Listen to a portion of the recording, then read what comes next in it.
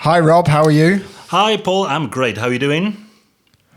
Yeah, really, really good. Good to see you. Yeah, well, of course you can see me, but your listeners can't, which is exactly. probably a good thing for them. But they can hear me. That's bad enough. So, Rob Hirons, drummer, performing drummer, teacher, recording artist. You like everyone else that I speak to, you have what we call a portfolio career. You know, you do lots of different things to make it all happen. But before we get into that, where are you? But where are you today is not where you're from, right? So there's a journey. There's lots of journeys. So just tell us where you are on this. It's a grey morning here in England. Well, the truth of the matter is, mate, I'm sitting on my sofa. That's exactly where I am. And that feet up. You want to know where I was? That's where I am. I'm sitting on my sofa here in my house in Marseille, in the south of France. Actually, I'm a little bit out of Marseille now. I'm in the country, so I'm living in like a little hamlet. Right. But basically near enough to be called Marseille, let's say. So most people will kind of have an idea where that is. It's down on the south of France, next to the sea. Very, very nice place. It's a sunny but chilly day today, as most of it is throughout the year. It tends to be nice weather, but of course a little bit chilly. But as you say, I'm not from Marseille, as you can tell by my accent. And most people, when I speak French here, can also tell that I'm not from Marseille. The Marseille people having a very, very specific accent down here in the south of France. But I'm actually from Yorkshire. Having said that, Yorkshire in England, of course, but having said that, most people can't tell that either because I don't really have a Yorkshire accent. But I'm from Yorkshire, which is kind of up north, so to speak, in England, and I'm living down here in Marseille now. So that's where I am. That's where I was. That's where I am now. Okay, so drums. Is that your only instrument? Is it your primary instrument, or do you play? You know, tell us how you began learning music and how you found the drums. Well, okay. First of all, to answer the first part of your question, drums are my main instrument. Very, very much so. I'm a drummer. That's it. In fact, you know, I've just recently been through my social media stuff and website stuff, and it always makes you think, how do I present myself? Well, yeah, I'm basically a drummer, full stop. But that doesn't mean I don't do a whole lot of other stuff. I play, well, I don't want to insult any other instrumentalists, but I get away with quite a bit of bass. I kind of, let's say I know my way around the guitar, but I can't say I play it. I would be insulting millions of people. I play it a bit, you know, enough to get away with it, enough to record some stuff, do some basic stuff and get away with it. Yeah. Guitar, keyboards, a little bit of vocals in there as well sometimes, and I kind of know instruments and know theory of music. So, as you say, what's really good, what I like about that is the this portfolio thing that you said, the portfolio word. It's one of the greatest things about having done this for years and getting to my age, your age, whatever age that is, a little bit later on in life. Let's be honest. One of the greatest things is that you have something that you just cannot go out and buy. You can't get it while you're young, and that's one of the great things about, you know, being a little more advanced in life. And it's called experience. Well, basically, yeah, experience. Of all the instruments and all the things in music, I teach music theory at the school, and it's just such a great feeling to have accumulated that over the years and have it at your disposition now, you know. And it's just something that, you know, it's like experience in life. You can tell your kids, you know, you got to do this, you got to do that, but they'll only ever know it when they get a bit later on in life. So that's a really good thing to have, is that experience in music. And I just love putting that to good use now in many ways. And that's one of the great things about what I feel about where I am now. So that's the first part of your question. Answering how I got into drums. Well, that's quite a funny story that I've told. And to cut it short, I was always very attracted in high school Boston Spa Comprehensive School, I was very attracted by the rebel element of the drum kit. All the kids used to pile in to the drum room, pile in, you're all sitting on each other's shoulders, and then we'd take turns to play, and we'd get the teachers out of the staff room, which is about 500 metres up the other end of the school, and interrupt the other lessons, and the flute guy, the poor flute teacher next door, and the violin teacher who kept on asking us to turn it down, which of course we didn't. And I just kind of like that rebel element, which is weird because I'm not a kind of rebelly person in general, but I like that excitement. It's really loud. It's just a lot of fun, So and then they locked the door of the drum room, so that was that. But that was it's just a passionate thing, and any drummer will know what I'm talking about, as will you, So that's how I got into it. Yeah, there you go. Indeed, yeah. And did you have lessons at school, or did you have private lessons, or how? Because the player that you are today is a result of lots of different interactions and inspiration from different people. But in the beginning, past the rebellious nature of it, you've then got to learn how to play it, right? So was it private lessons, or was there a teacher at school? There was a teacher at school. Excuse me. There was a teacher at school called Ray Payne, who I believe teaches still around the Yorkshire area. And I had the immense pleasure of going back to England one time and doing a drum clinic, masterclass, whatever you want to call it. And he came to that, and that was amazing. And I have a photo of that moment, and that's really, really good. It's very good. But and he got me on my way, and it was private lessons at school. Lessons at school. I beg your pardon. And again, it was really good because we had to get out of lessons to do that. So stand up and say, "Sorry, I've got to go to my drum lesson," and then nipped off for 20 minutes. But he was instrumental, okay, if you want, in getting me well on my way. And it's just, even though there was a rebel element, as I say, I'm not like that, underneath really, but I was still fascinated and still am with the technicalities of how to make it work, of course, which I guess is why I developed into a teacher. I don't know. But that's, that was really important. And then, of course, I had, when I went to music college and so on, I had other teachers and other lessons with other people, So where was music college? Where did you study? Leeds Music College, or as they call it, City of Leeds College of Music, which sounds a little bit better. I studied there. Dave Hassel, who is definitely still teaching. You can find him. Playing still and teaching, I believe. Ronnie Bottomley. Don't know if you know Ronnie Bottomley. Yeah. Of course. Yeah, of course. Funny guy, actually. We all know his Facebook page and Facebook profile. Very funny guy, but a lot more underneath, of course. And he's got years and years and years of experience. Of course. And again, great guy. I'm so sorry that I can't catch up with him. I haven't caught up with him recently, but we kind of spoke on Facebook, and he actually released his biography, which is a good thing to get. Oh, wow. So these kind of teachers in music college, very, very, very great fun. Dave Hassel again, great, and Tony Faulkner, who was at the college, who I don't see much on social media, in fact not at all, but I assume that he's still out there teaching. Yeah. And what level of education was that? Was that a degree, or It was. What was that? It was the first year they were doing a kind of diploma in what they called at the time modern music, which basically modern music. At that time, it was just not classical music. So but I was into that, but I didn't do that. I was I think on the first year of the BA honours degree in jazz studies.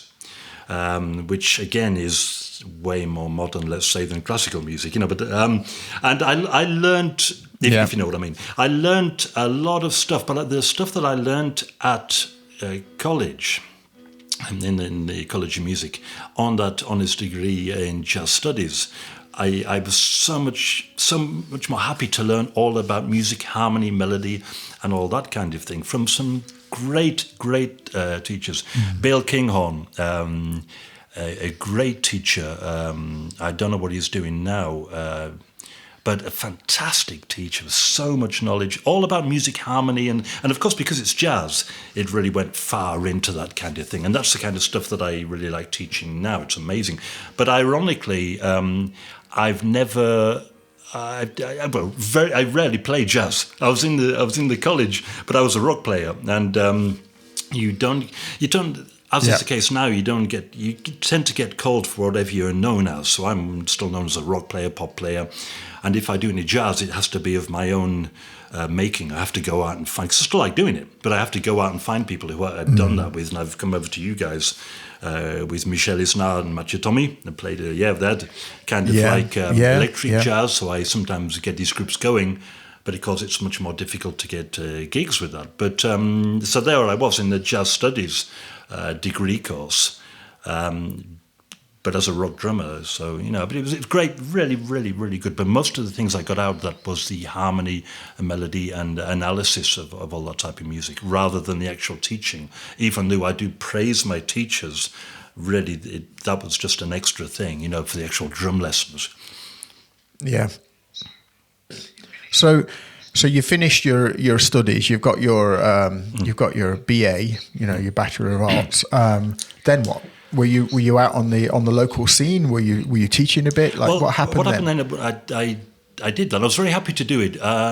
We all kind of know. I hope I don't create a stir with this, but we all kind of know that in a sense, it's not a degree, a Bachelor of Arts in any kind of music field that's going to go out and get you gigs. Okay, let's just say it's a generality, but I think that's the case really. But I did it really. I kind of did that for my own good, for my own, because I didn't do very well at school because I was busy drumming, right?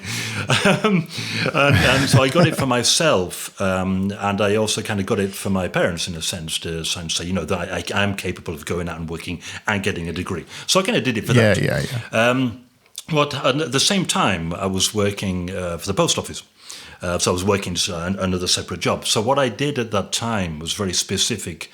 I wasn't doing many gigs. And there were kind of three things that changed in my life. I was just going round and round in circles. The three things that changed is I went to college, as I say, and did that. I took studies. I took down the time that I was working for the post office and went on to part-time. And I joined a band. A working band with a guy from Harrogate, right. Rob Donnelly. Rob Donnelly band, and I recorded a couple of albums, I think, or one maybe, and we played a lot. We never practiced. We went out to pubs and just played, but I was playing all the time. So those three things, going the academic way, going the actual working drummer way, and heading more towards a music career. And then when the degree had finished, I went on to the master's. The 1 year masters. I didn't get it. Hold on, I didn't get it because I didn't pursue it because I was so fascinated with the BA, the fullness of the curriculum. It's so interesting and learning all this stuff, and I didn't really know what the masters thing was. And I went to the masters the course, whatever you call it. And you kind of, as many people who do that will know, you just kind of you have to do a thesis, don't you? And you have to do your own thing. And I wasn't really into that. I kind of still wanted people to tell me all about music, and just very stupid. I wasn't into it. Right. And one of the things that happened at the college was that I taught lessons at Music College in Leeds to pay for some of the master's degree. And so I stopped the master's degree, but I continued the teaching. And of course, then I got paid in my pocket for it. So I started teaching at the Music College, because I was already doing it to pay for the master's degree, or to take some of the fees off. And then, of course, I got that in my pocket. And I was also going out gigging, and I was also teaching at Northern Drum Centre. It was firstly in Leeds, but then it was in Bradford. So lessons in a drum shop, which is now run by my friend Andy, but it wasn't at that time. So I was veering little by little onto teaching and playing, and eventually I didn't do the post office job, so I was just teaching in different places, teaching privately and doing gigs. And I never ever, since then, went back to a job working for somebody else. From that moment that I let go of that, and I was just focusing teaching, playing, and anything else in music, I've always been self-employed. I've never been paid to do a job by somebody else. And when was that? What year? What sort of time do you reckon that was? That's about 150 years ago. I would say, oh, good Lord, sorry. I'd say maybe that was about 96, 97, 98, if I'm not mistaken. Yeah. Yeah.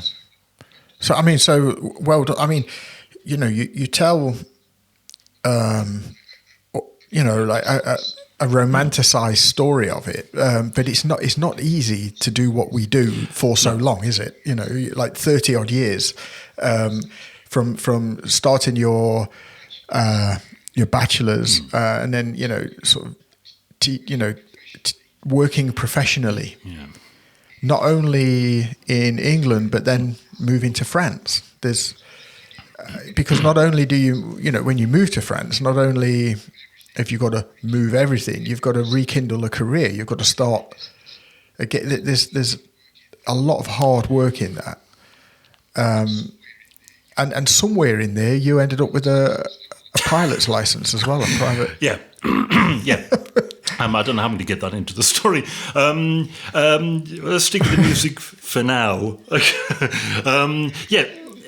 Yeah, no, but I find that I do find that intriguing. I'll explain. Yeah. But yeah, it is difficult. But I think it's one of those things. Is once you jump in the deep end, you know you know very well what I'm talking about. There is no what's the phrase? You know, that we have no choice, do we? You know, the bill's got to be paid, and I'm not. Briefly touch on the subject again, which people will know what I'm talking about, but there's not that many people that might apply it. There's this thing about, you know, if you jump in the deep end, you've got to know how to swim. Okay, you've got no choice. And I've had a lot of people come to me over the years it's about the get out clause, okay? You need to get rid of the get out clause to really make it work, because that's when you get down to some serious stuff and you need to get out of bed and go to work and get money. And what I mean by that is I've had people come to me and said, Rob, you know, I want to do music as a living, you know, but I'm going to hedge my bets. I'm going to keep my job a little bit like I did. To be fair, I'm going to keep my job. You know, I'm going to give it this time. They've got a get out clause. You know, I've taken a year off, but my employer says they'll have me back, and I respect that because, you know, so they want to try their hand in music and try and make a living out of it. You know, and they might have a house to pay for and kids, you know, which is obviously really important. But they kind of, for security reasons, and I totally get this, they have a get-out clause. So I'm going to give myself a year.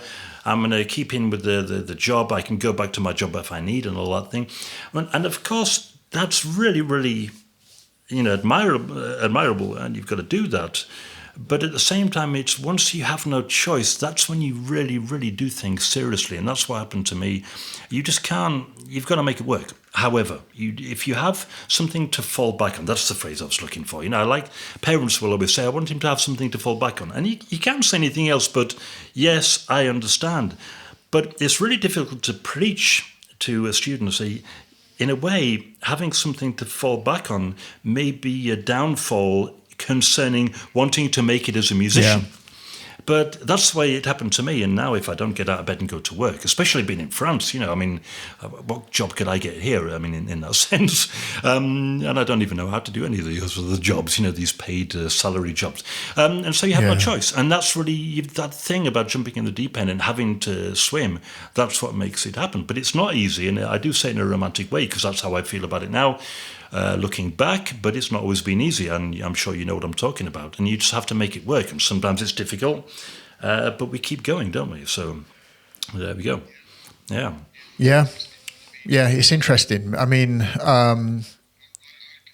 well, I can recall a time I went to a parents' meeting for my youngest son, and the teacher was concerned that, you know, they were talking about career development and things like that, and of course he was young. He didn't want to talk about a career. You know, he's too young.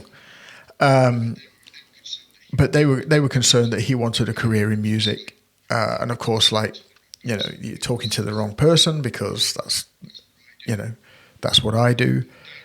But he'd put down in his statement, they wanted all of the students to have a plan B, and he was arguing. He argued that even by thinking about a plan B, it would dilute plan A. Yeah. You know, and they were not happy with that.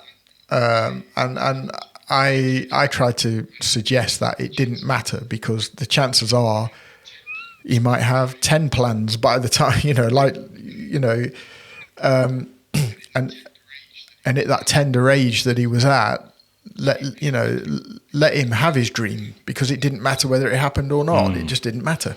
Yeah. But I of course I understand, you know,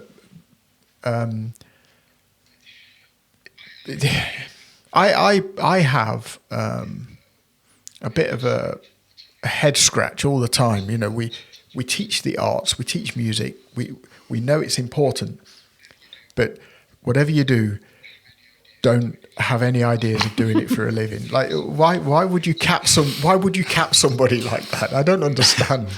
But it's easy for me to say that because my opinion's biased, I suppose. Yeah. I mean, times have changed as well. I don't know if I want to go down the times of change road, but yeah, you know, but it's a really tough one, and I've had that a few times. You know, he wants to do, you know, people coming to me as a music teacher said, Rob, you know, he's coming to you for drum lessons. He wants to do it as a living. What does he have to do? And it's just really, really hard to say what I just said. Is, well, you have to not have a plan B. And of course, my kid, if you know, I wouldn't. I'd say I'd tell him to have a plan B probably, but it's difficult to know what to do, isn't it, with that? And again, you know, the beauty of hindsight, isn't it? I mean, I've done it all, so I'm fine, you know. But who knows, you know? And as you say, and you know, we're saying that the music business has changed a lot, so it's really difficult to know. It's just one of those things you cannot know. But there are people who say even. The people who say that self-employed is now more solid than contracted jobs. I mean, maybe that's the case as well. You know, nothing's like it was, so to speak, when a job was for life. I don't know. It's a really tough one. I know what you're saying, but it is really tough, and it's really hard to give people advice on that, because I'm in a nice, happy place where I've been working and I made it work. Not everybody can do that, you know. So, yeah. Yeah. And as long as you're enjoying the pursuit, then it doesn't ultimately. There is one thing that I got to say though, and this is really, really, really important. Actually, you know, I think of it. Is a lot of people come in and say, you know, he wants to be a live drummer. So while we're talking about Plan A and Plan B and Plan C and all these sort of things, or 10 Plan Bs, as a musician, you definitely have to have a lot of things going to make it work. Teaching, playing, you know, and now I'm doing some recording, writing music. That's the way, that is the difference. You can't, well, you can, but I couldn't just be a live drummer, you know, or just be this or just be that. I would say teaching is pretty solid, because it tends to be on a weekly basis, so it's all the time. And I know people up in Paris, so they just do live stuff, but there's not a lot of space for people to just do this or just do that. If you do choose this path, you have to be doing all sorts of things in parallel to get the pay in at the end of the month. That's a different story. You know, if somebody wants to just be a live drummer, then I would say, well, you know, have a nice time, let me know how it goes, you know. You know. Yeah, but Paris, you know, Paris, London, LA, they are, I mean, New York, you know, they don't, those kind of cities are, the opportunities are different, right? You know, if I think about Nottingham versus London, it's not the same thing. Yeah, exactly that. So you have to know where you are and know your local scene. Of course, we've all done it. We've all got the aspirations of looking into the distance and the sparkly lights and saying, "Well, that would be great." You know, how do I make it over there? Great, but you've got to be able to, as you say, you've got to be able to teach a bit, play a bit, record a bit, write a bit. Got to be able to do all of that. And actually, that's part of the fun of it as well, because you don't get stale then, do you? You're not just doing one thing for 30 years or whatever. You know, it's we are creative people, so we have to find a way to stay enthused and inspired. I would argue. Yeah, and that's just, I don't know if you can hear the coffee machine turning itself off now. I hope that doesn't interrupt anything. It's got a life of its own. I bought it at Christmas and we're still trying to negotiate with it. You do have to do a lot of stuff. And again, times, I was thinking about this before I got, I logged on with you. What a lot of fun it is to always to talk with you about these things. And one of the amazing things about that is that, whether it would just be a call, not just a podcast, but just a call or something. And as you know, we speak together about, the music industry in general. And the amount of time we've known each other, a lot of things have changed. So we adapt. We kind of do the best to adapt. And yeah, of course, it's great fun. Being a musician is just great fun. Anyway, when we were talking about me getting the pilot's license thing, it was really, when I was doing that, I was very much into flying and all that sort of thing, which I don't know why I did that. I think I just got fascinated with it, and I did pass. I passed my license, and it's such a great thing. It's such a great thing to do, and it's interesting because I was very kind of envious of airline pilots and stuff like that. And it's really funny because the people who do that, you get airline pilots who want to be drummers, you know what I mean? So they just, so, I love what you're doing. Here's me thinking it must be great to fly an airliner up in the sky all around the shop, you know what I mean? And then they were thinking it must be great to go on stage. Yeah. So, being a musician is a fantastic job, and all of it is great. Apart from doing the accounts, which you have to. That's the funny part, because you don't just do music, do you? When you get into doing it for a job, you have the realities of all that to work out as well, and it's a job and it has to be taken care of. But I find that fun as well. It's all fun. All of it's fun. Making a living out of it is fun. But the best thing is just, for me at the moment, is getting up on stage and playing. I just love it. And I love it the older I get and the more stuff I do, the more I love it. Yeah. No, and you need, you're right. You need lots of different skills to one level or another, because you've got to be able to keep the music alive. You've got to be able to keep doing that. So, you've got to be able to take care of your own taxes and all of that. Marketing, a little bit of web design, social media. We creative people are able to put their hand to many different things, aren't they? And actually we're all, even this podcast, it's fun to do. It's fun to learn how to do it, And I've said to people who've been on the podcast before, this is, if people listen to it, I'm delighted. But this is for us, This is for us to listen back to in 20 years and go, oh, that was us then, because also we move at a relentless pace. We just keep going, okay, we've done one gig, now we're going to do another gig. We've given one lesson, now we're going to give another lesson. Or, did that album, great, what's next? Because, that we don't have the time to reflect on what we do.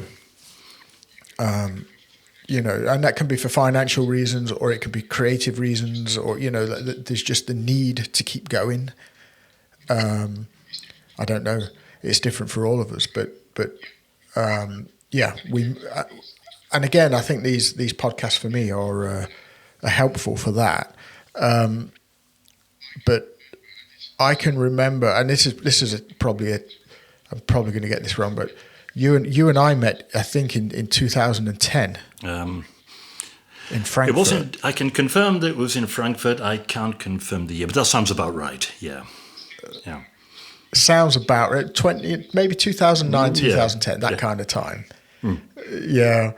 Oh well, of in course. a pub.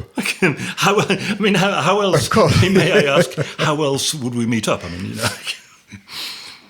Yeah. No, I'll tell the story from my perspective, but you've got a much better backstory, I think. But I'm at the Frankfurt Music Messe, the music show, which was just excellent, wasn't it? It was just such a good show.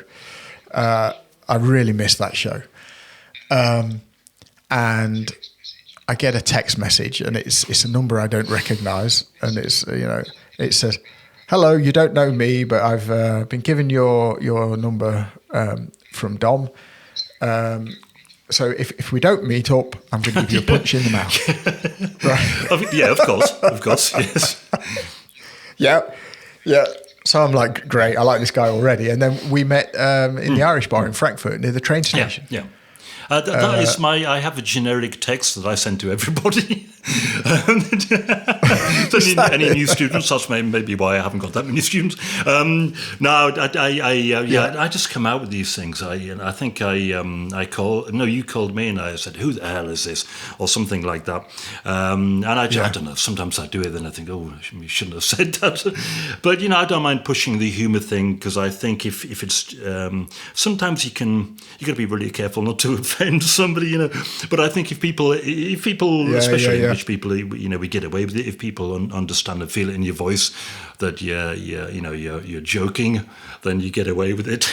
You got to be careful, So here we are years later, and you haven't had a punch in the mouth. No, not yet. It's not funny. Yeah. No, I've come close to it. Yes, it's interesting what you're saying. You got to do this and do that and all sorts. What is it to be a musician? Here I am doing a podcast. It's all sorts of different things. How different is that? And we're all so busy. Sometimes people say, "What time have you got a lesson?" And I might say, my first lesson today is at 4 p.m, which it can be, or some days I don't have any. Sometimes it's in 10 a.m. And then if you're a drum teacher, people tend to think, "Oh, that's great," because you've got the day to do something else. And it's like, no, people don't realise how much you do. As soon as you get up, nobody ever realises what's involved in a job, do they? They just think you're a drum teacher, you teach drums, you play gigs. It's great, you've got all day free. And all sorts of jobs, even outside of music. Nobody really knows what goes on behind the scenes. So anyway, so I kind of diversed. I beg your pardon. You were talking about Frankfurt. Yeah. No, not at all. Yeah. No, but Frankfurt's a good example of what you've just said, because you have to go to these shows to get to know people, industry opportunities, or just to meet like-minded people, so that because when you're for me, I found anyway, but being a drummer stands to reason that you need other people. It's not like being a guitar vocalist or a piano player. You just go out there and do it. You need other people to make music with. So you need to network. And drummers love drums and drummers. That we love hanging around with each other. It's good. Even if you're not talking about drums or look at that technique on there or whatever, way past that. You just get down to like-minded people. Well, sorry, beg your pardon. Go ahead. No. I felt that events like Frankfurt and NAMM and those kind of things were really good for bringing people together. Yeah, like totally. That. And it's a shame that I think Frankfurt has. Has it disappeared or? Yeah, and I think so. We've just had NAMM, so. haven't we? So Yeah. I saw a lot of that, and I wouldn't mind going back there at some point. But same. I'd like to go. Well, let's make a date next year. Next January, I'll go. Okay. It's been a while, and I remember there's such great times. But it's not just about that. Of course, it's great fun. But I remember you saying something about that, and this is really the key. NAMM, it's in Anaheim, Los Angeles. It's a long way away. It costs a lot of money to get there. It's a big event, and it's a big It takes a lot of dedication to go there and, to travel there and stay there. It's a big thing. It's not just up the road. So why do we do it? That's the question. And you said something to me that was very interesting. And you said that everybody that we spoke to, like you said, talked about networking. You speak to people, you can get deals with things. I mean, I've come a long way since I went to these shows in terms of business opportunities, And any one of these people that we go to, the other side of the world, effectively, go to Los Angeles and we speak to these people. Any one of those conversations could be done on the phone, okay? But this is what you said to me. I remember this, and it's so right. But it's just not going to happen in the same way. You have to go there and get into it and socialize and see them, and you have to do it more than once. You have to do it again and again. You have to be a figure there at these places and meet people and meet them again the following year and do the thing, and speak to them and build relationships. And I'm sorry, but you can't do that. You can have a conversation on the phone, but it will never be the same. So going to something like Frankfurt or NAM, which is another reason why I have to do it again, it's people might think it's a bit over the top, but that's what you have to do. And since I did that, my career, really, exploded in that sense. Definitely made a difference. Yeah. Yeah, it's interesting. And I think the more that you do these things, you understand. I think what I learned from all of it is the thing you have to learn and know the most is yourself.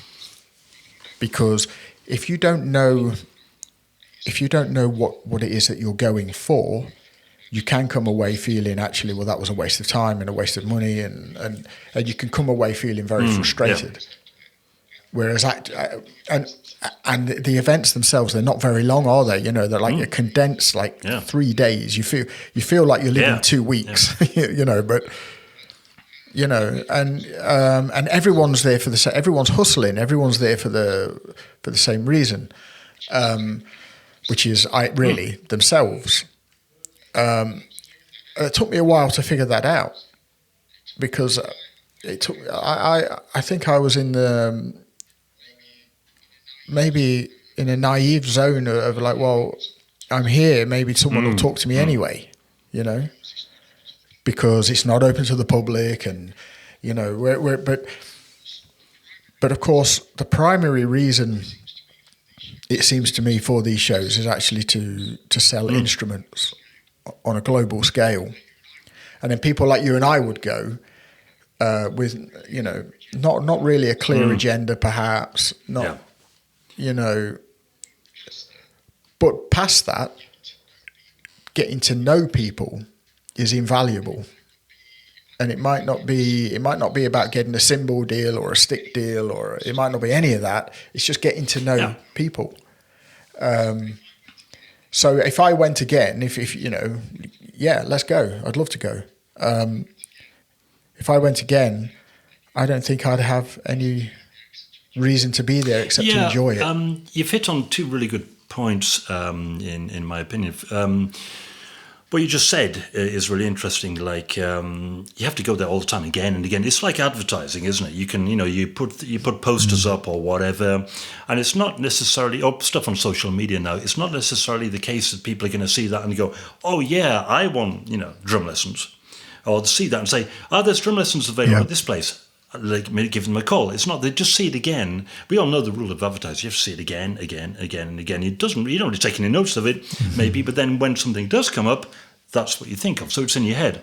So that's it. So going to NAM or Frankfurt at the time was that case. You go and you go and you go, but you have to be seen to be there, and it's like advertising. So here I am, kind of thing, again and again and again. And of course, it's a very expensive endeavor to do just that, but it does work, and you don't have to go 50 times, And the second thing that you said actually first, it's really interesting that we're talking about business here in a sense.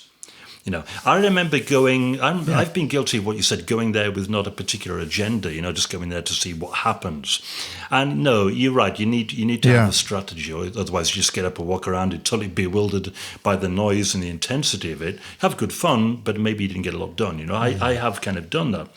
And then I very quickly realized that you do have to go there knowing you want to see this person, and make yourself known and so on.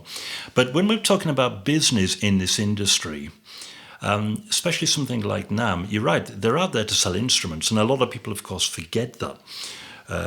It's no matter how much you like it or you don't, if we have to strike up a deal with manufacturers and try and get sponsorships and so on, you've got to not forget the number one reason, which is they are there. Their interest is to sell instruments. Simple as that.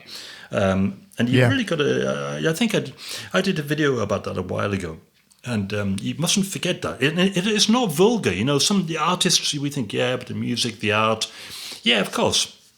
But concerning this particular part of music, they are there to sell instruments. And if you want a sponsorship deal and to work with these partners and so on, you have to understand that without thinking that it's vulgar commercialism. You know what I mean? It's just simple as that. If you understand, then it'll be better for you. You know, we make music, we go out and play.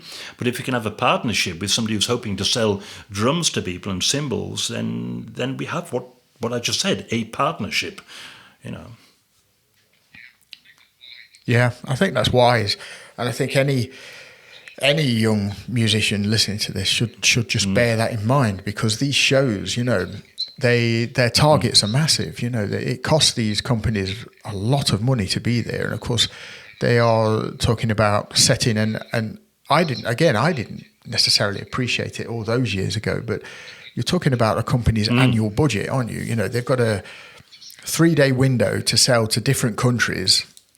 And then, you know, the likes of me are stood there trying to say hi. You know, just if you're not careful, you're just in the way.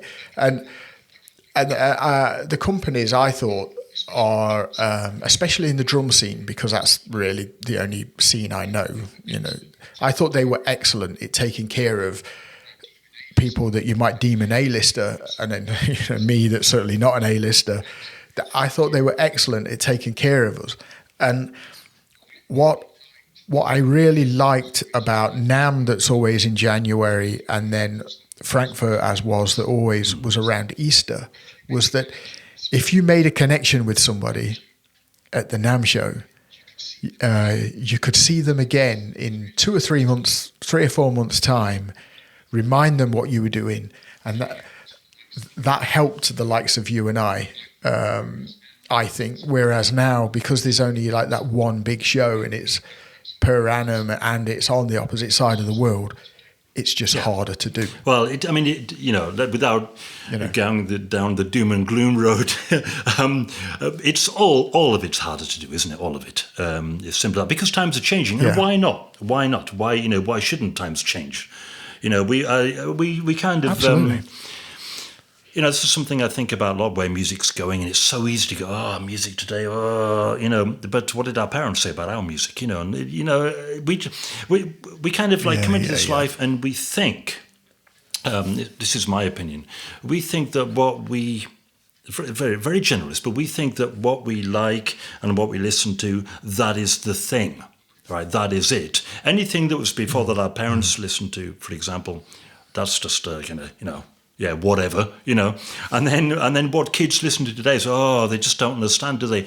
You know, but people, the music in general has a right to evolve, but we just tend to think that the music that we like has always, even drums, there's a set of drums, we tend to think that's always existed, like the trees that, you know, you see outside in the sky and the clouds. We tend to think that whatever was in our life has always been there. But if you look at the drum kit, it hasn't been there for that much, you know, that long before we were born, you know. No. It's about, it's about 100 years ago, isn't it? Yeah.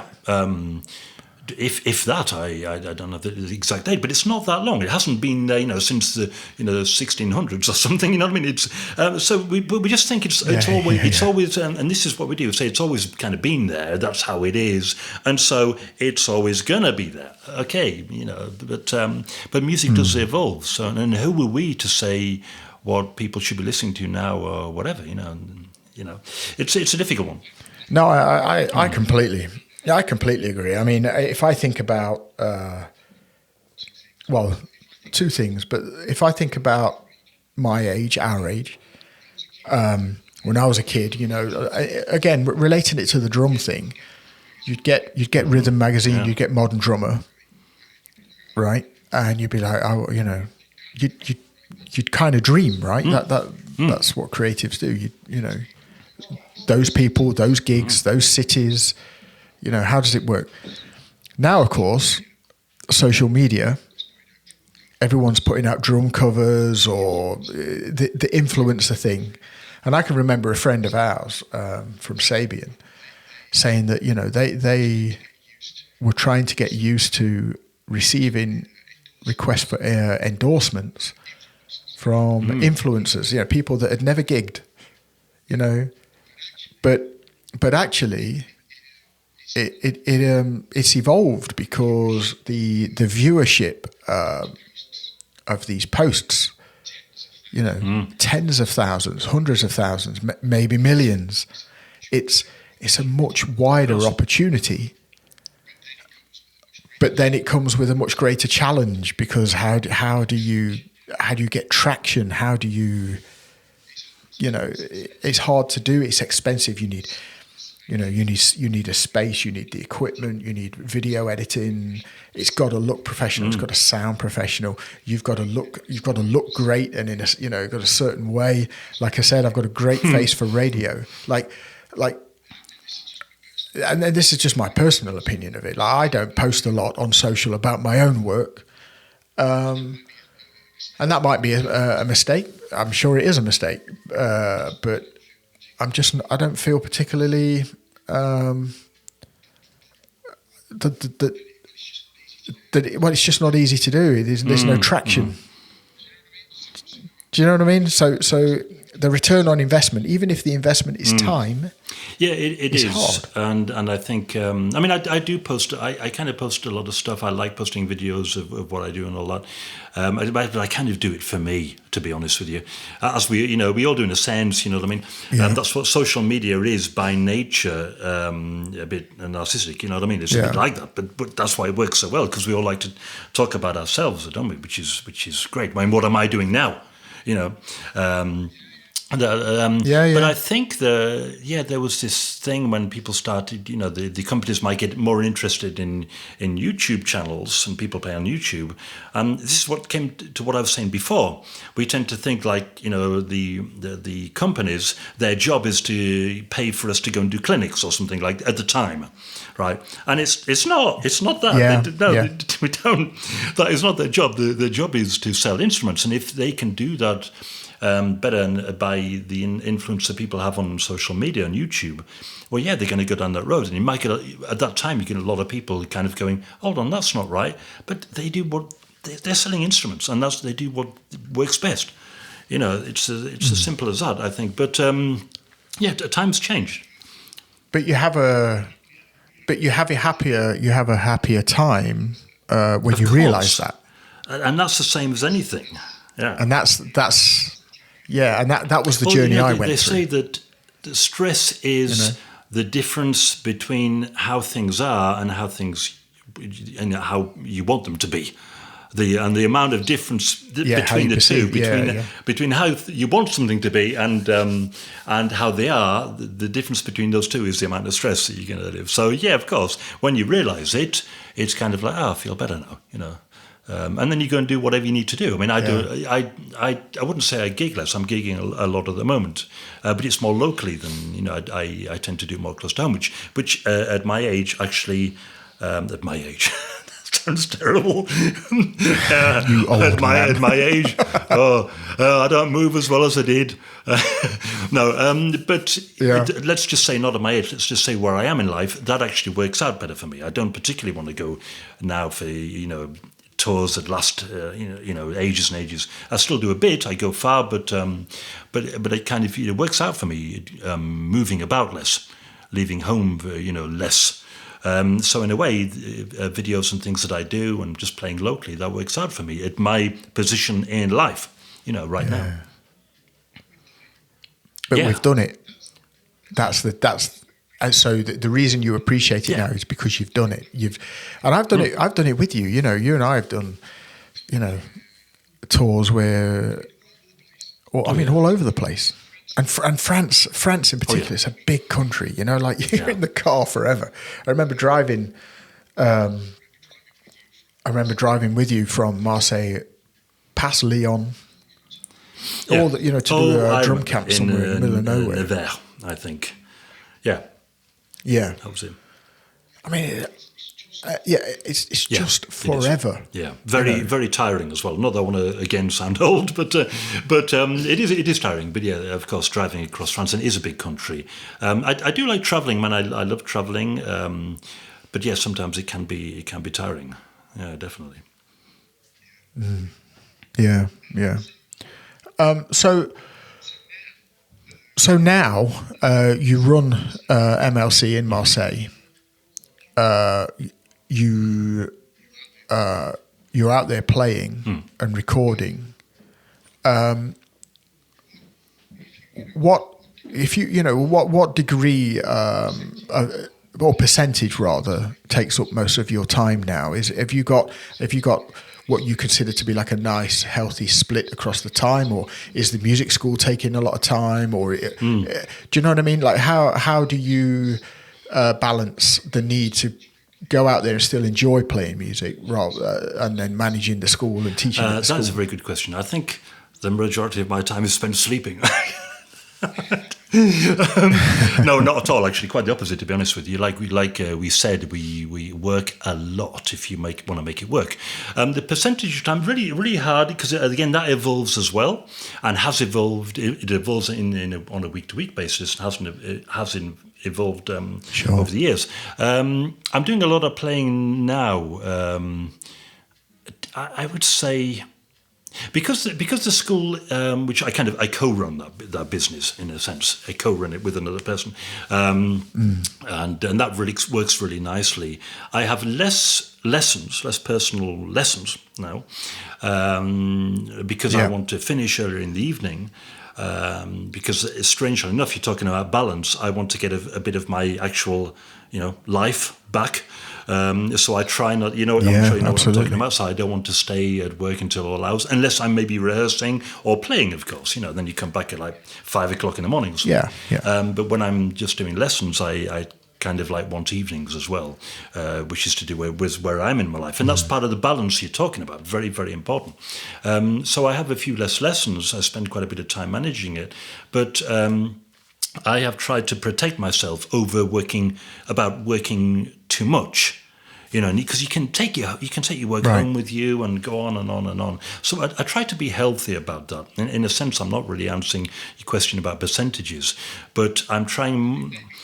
Well, maybe I don't need it like so rigid like that. I think the picture that you're painting is really healthy is exactly the right word. And again, it comes down to where we are in our life cycle and what we're doing at that particular time. And right now, I think I've read a lot of books, like I believe you have yourself, on how to be more efficient with the work and how to do the better work rather than more work, things like that. So I try my very best to do that. And it's really, really, really hard. And this is something we talk about with my manager, Therese, as you know. And we try to, it's really, really hard to cut off. To not, there's always something to do. I'm sure you know this. There's always something to do with the school and the business side of it, So it's really, really hard to cut off. And you have to sometimes be violent with yourself. Say, I am not doing that today. I will do it tomorrow. And so on. And same with playing. But I would say, there's probably a little bit more. I'm spending more physical time teaching because I'm teaching all week or in the school and promoting it and working on the school, even if it's not specifically teaching. I would say 60 or so % of the time compared to the other stuff that I do, like recording and gigging. I mean, gigging, wasn't it Charlie Watts who said something like, at that time when he said it's something like out of 26 years of Rolling Stones' career, it's like, 1 year playing and 25 years hanging around or something. I mean, we all know, something, I can't remember what the quote is. It's something like that, but I found that fascinating because people don't realize that. Sometimes you can leave for a gig the previous day, travel all the time, like we were just mentioning, and then you play for like a little bit and then travel all the way back and, oh, wow. So, a simple gig, just one, can take a lot of time. So I said people don't realize what you do. They think you got a gig. That's what you start at like 9 and go on to 11 or something. Yeah, cool, that's really good. But sometimes you've left at midday, or whatever, and then you come back 5 o'clock in the morning or something like that. If that, So yeah, and then that day is like you're washed out because you're tired, and no, of course. I mean, but I say, of course, people don't realise, they don't know. I'm not complaining about it. I love it. The fact that people don't realise it, that's fine. It's just a point I'm making. But people don't realise that how much work we do put into this, and we put a lot on it. I love being busy. I love it. I think it's absolutely great fun. But even though I do try to protect my private life more now than I did before, I still love I love teaching. I love running the school. I love playing. I love recording. I'm doing a lot more recording now, even recording other people. It's great diversifying, Teaching the theory at the school. I said I teach theory. I love it all. I mean, how much fun is it to what you do for a living? I'm a drummer. It sounds great, but of course it's not just drums. But I mean, it's how cool is it to do what we do and kind of make a living out of it? How cool is that? I mean, that's amazing. Oh yeah. That's right. I mean, it's the gift that keeps on giving, which is I know that's a cliche, but but you have to. There is a relentless cycle to it as well, isn't it? In that you can't get to cruising altitude and then just leave it. You've got to then have a certain energy to keep yourself going. But no, I mean, I'm delighted to hear it about the balance, because it's a hard thing to find, and it's different for all of us, isn't it? Very hard to find. Yeah. And so, who are you recording with at the moment? I heard that you said you're recording for yourself and with others, but just what's happening there? What recording, and where can we hear it, or can we hear it, or is it in development? It's in development. I'm doing. We're doing a second album with the guys from ITH, which is now Tommy Hirons. It's been years in the making. Years brilliant. in the making with that group. We worked on this ridiculously complicated music where we'd rehearse for like 2 or 3 hours, and we'd get through 2 bars or something like that. And then we tried to record it, because I've got a lot of problems of being available to get together all the time, even though there's only 3 of us. And we kind of let it go for a while. And now we've got 7 tracks, and we're coming back to it years later, listening back to the pre-prod that we did. Like, look at the dates on the MP3s and all that, and it's like it's recorded in 2016 or something like that. And now we're having to learn our parts again. They're really hard. I'm listening to parts and writing them out and learning it again, stuff like that. So we're recording that ourselves now. That's one thing we're doing. I'm going to try and record some of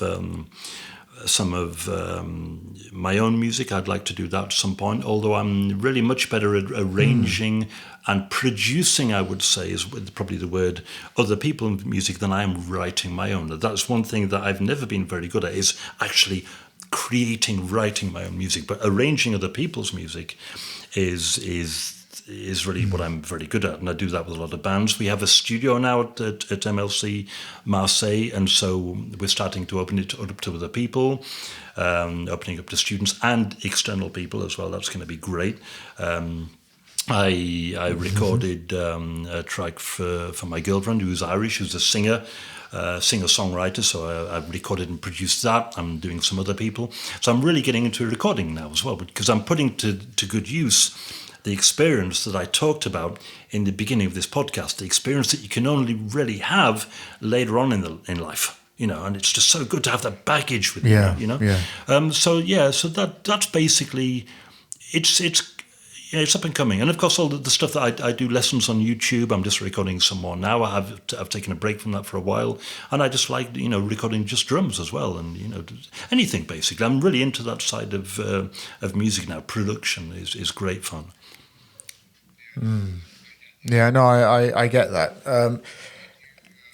can you give us some links after the show so we can put it in the show notes so people can link to your YouTube channel and whatever else is out there. Yeah, great. Yeah, so what is next for you then? Is it revisiting the YouTube channel? Is that what's next for you creatively, or are you, I guess, just going to continue to do all of it? Like, I suppose a better way of asking it is, do you work on the project with your girlfriend, then stop that, then you do, Michelle and Tommy, then stop that, or are you doing all of it at the same time? Yeah, I do. I totally do you know what I mean? Yeah. What is next for me? I think I'm going to give it all up. I've had enough. Go get the tyres changed on the car. Which incidentally, for your listeners, I said to Paul at the beginning, I've got a meeting. That is, what kind of world? This is right. Tyres in the car's one thing, but what kind of world do we live in today? Where I said, guys, can you change my headlamp? I can't get it. The headlight, on the right side of the car, last week or something. And they said, yes, we've got to book it in. Can we do next Tuesday? What kind of world do we live in? We have to book a session 6 days away to change the headlamp on your car. I don't know. But that would be my next thing today. But to get back to your question, it's a very, very good question. Do I do it all in parallel? Well, a lot of people, understandably, are fighting for one's time. I was going to say my time. It's not just me, it's everybody's. A lot of people are fighting for our time. Yeah. So I kind of do it all together, but there are sometimes areas of concentration. I mean, obviously the school I'm always teaching. I've had a little bit of break from regular gigs for the moment because our singer had a bit of an operation on the vocal cords, but it's coming back now. So I'll be doing a bit more of that soon and going out there and playing a lot more in this next year. The recording stuff, it's really all in parallel, to be honest with you. What is next long term? That's an interesting question. I was speaking to my girlfriend about that. And about the, I keep on bringing up this age thing. I mean, let's just get this straight. I'm not paranoid about my age. I love being the age that I am. But, and again, let's replace the word age with where you are in life. Which is a different thing. I think one of the really important things to do in music, we could say pop music and rock music belongs to younger people. We could say that. Some people could say it. And in a way, I believe that. But I think you've really got to be careful when doing music and being an artist that you do something that is appropriate to your own age. Because I don't want to get out there and pretend that I am, a young punk drummer or this or that. I am where I am in life, and I'm talking about as an artist. And I play in a metal group, and sometimes I wonder about that. Is it really? There are a lot of metal players are out there, and they all wear the gear and all that. And it's like, oh, guys, but you've got to be really careful to make sure that what you're doing is authentic. What one is doing is authentic for the place in life, the period of life that you're in. So that is one of the things I'm thinking about. What is next in my life in that sense, And again, production is really, really good because you bring the baggage that you have at this point in life to that. So production is a big thing. Teaching is a big thing. You bring wisdom to that. Yeah. But going out and playing, in a sense, it belongs to younger people going out and performing. But I'm not through with that, not by a long shot. So don't worry about that. I still love going out there and being as authentic as I can and playing to the best of my ability. And it may, certain styles of pop and rock may belong to younger people. But I go out there and do it anyway, But it's really important to make sure that you don't pretend to be something else that you are. So whatever you're doing at the stage where you are in life and where you're moving forward to, has to fit in with that. So I hope that answers your question a little bit. And you never know. We don't know, do we? What's next, in a sense, No. I mean, that is a great pearl of wisdom there. I think it's really valid and important. And I think that's a great place for us to push pause. I do say pause because I would love for you to come back and do it all again, because there's a lot more to talk about. There's a lot more stories. But yeah, so please do send some links through to me so I can put them in the show notes so people can connect with you. Just tell us though, where can we find you on social? I'll put the links down. I'll give you the links. You can put them down below. I'm trying to update, kind of relook my YouTube. I have a YouTube page that I really want to get going. YouTube channel, I beg your pardon. And they're all under my name, Rob Hirons. They're all under my name. I have that. I am on Facebook and Instagram mainly. I try to keep that up to date. Again, just my name, and I have my website robhirons.com, which I am also trying to update. I keep on updating this stuff to be aligned with what I just said previously, to where I'm going, what I'm doing, and of course all that. But it takes time, doesn't it? So when people say you've only, you got lessons at 4, you can go to the beach or something. This is what we're doing, isn't it? Yeah, stuff like that. Because it's the face of what we do, isn't it? We people see us when we're going out to play, and they go, great, they want to see more. So when they go to what are they going to go to? Social. So when they go to Facebook, when they go to Instagram or YouTube or whatever, that has to align with what we've just been doing. And that's difficult. That's a lot of work. So I don't know. Yeah, thank you for this conversation. It is paused because, as I just said, if we'd gone back 20 years and we'd be talking about other things, and in 10 years we'll be talking about something else. Maybe next time you have me on, I'll have given it all up. I'll be a farmer in the fields next door. So who knows? Who knows? I mean, Yeah, who knows? But why not? To be honest, why not? I doubt it, but you never know, do you? Can you remember? I forget where we were. It was in Provence somewhere, and there was a car. Yes, I know exactly what you're going to say. But yeah, go on. Yeah, no, because it did like it had been there forever, and yeah, got like. But it couldn't be more French. I'll tell you, I know exactly, and I think about that from time to time, and I thought about it a couple of days ago because somebody laughed at what I said, and I said the words that I said was, "How French is that?" Because it was in a place called Puy-Loubier, which is near Aix-en-Provence, and it was the. I think it was called Provence Drum Camp. Is what we did. We did that a few times, and you were there, weren't you? And a lot of great drummers were there. It was a great place, and it's up in the country. And I just parked the car up, and there was a 2CV, a beautiful 2CV. And I don't know what it was doing. I can't remember what it was doing there in a field. And I was kind of filming, the prelude to this Provence Drum Camp, and I came across this 2CV in a field, and I did just look. It was very, very French, wasn't it? I mean, you remember it, so there we go. Oh, it's beautiful. Yeah, no, I have a photo. I'm going to put that photo when I put this podcast out. I'll put the photo out as well because cover photo. Yeah, I mean everything about it was wonderful because the sunlight, the heat. I'm glad you have that photo because I wouldn't mind actually seeing it again. I don't know, but it was very French and great fun. Yeah, so we've had a lot of great times, and there are many more to come. I guarantee that. We travel less. We travel less. I think about this. We've spoken about it on our numerous WhatsApp conversations. Things change, but it doesn't mean it changes for the worse. It just changes. People are worried about change. Oh, it's not as good as it was. It's not this. It's not that. Nah, it's great. It's great. It was great. It is great now, fantastic. And it will be great in the future. It's just different. It's just different. And a lot of that is because we're different, like you say, because of where we're at, and we shouldn't worry about that. We should just embrace it. Yeah. Rob Hirons, thank you very much. Absolute pleasure. You, Paul. Thank you very much. A pleasure to be on your show.